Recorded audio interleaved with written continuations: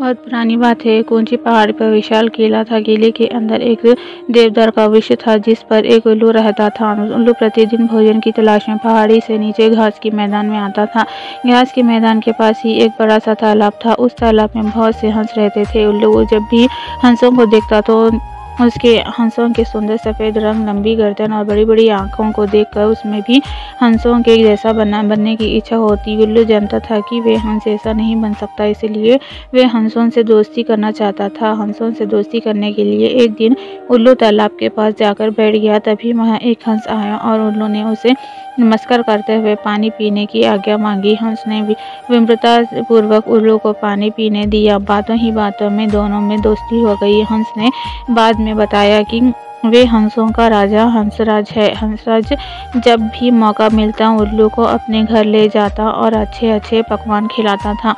उल्लू हंसराज से बहुत अधिक प्रभावित था और जब उल्लू को डर लगने लगा कि कहीं हंसराज को उसकी हकीकत पता चल गई कि वे तो साधारण सा उल्लू है तो हंसराज उससे दोस्ती तोड़ देगा। इसलिए उल्लू ने अपनी दोस्ती को बचाने के लिए हंसराज से झूठा बोला कि वे उल्लुओं का राजा उल्लेख राजा है और ऊंची पहाड़ी जो किला है वे उसी का है और उस किले में उसकी फौज रहती है। उल्लू के किले में होने वाली सैनिकों की गतिविधियों को अच्छी तरह समझ लिया और एक दिन हंसराज के पास जाकर उसे अपने महल में चलने का निमंत्रण दिया। उल्लू ने कहा, मित्र हंसराज, मैं अक्सर आपका आतिथ्य स्वीकार करता, परंतु आप आज तक मेरे महल नहीं आए।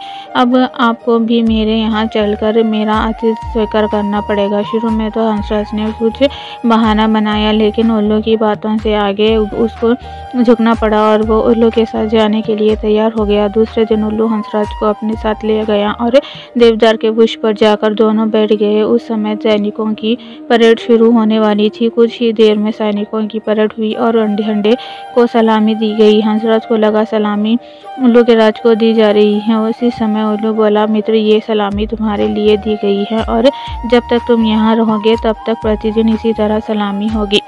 दूसरे दिन किसी कारणवश सैनिकों को किला छोड़कर दूसरी जगह जाने का आदेश प्राप्त हुआ।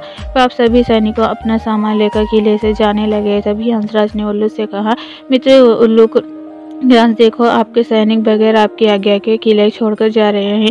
ये देखकर उल्लू का राज्य हंसराज में पड़ गया और उसे कुछ समझ नहीं आया और अपने स्वभाव घू घू की आवाज़ निकालने लगा। उल्लू की घू घू की आवाज़ सुनकर सैनिकों ने इसे अपना गुण जानकर किले से जाना स्थगित कर दिया। सैनिकों के रुक जाने पर उल्लू बोला, देखो मित्र, मेरी आज्ञा से सैनिक रुक गए हैं और जब तक आप रहोगे तब तक ये कहीं नहीं जाएंगे। दूसरे दिन प्राप्त सैनिक फिर से जाने के लिए जय से ही तैयार हुए। उल्लू फिर आवाज़ निकालने लगा। उल्लू की आवाज़ सुनकर सेनापति को क्रोध आया और उसने धनुष पर तीर चढ़ाते हुए उल्लू को निशाना लगाकर तीर चला दिया, लेकिन वे तीर उल्लू को न लगाकर हंसराज को लग गया और हंसराज ने वहीं अपने प्राण त्याग दिए। हंसराज की मृत्यु से उल्लू बहुत दुखी हुआ और वे रो रो कर विलाप करते हुए बोला, मेरे झूठे दिखावे में मेरे परम मित्र हंसराज की जान ले ली। जब उल्लू रो रहा था तो वह बेसुध सा हो गया और उसने अपने आसपास ध्यान नहीं दिया। दूर से एक गीदड़ ये सब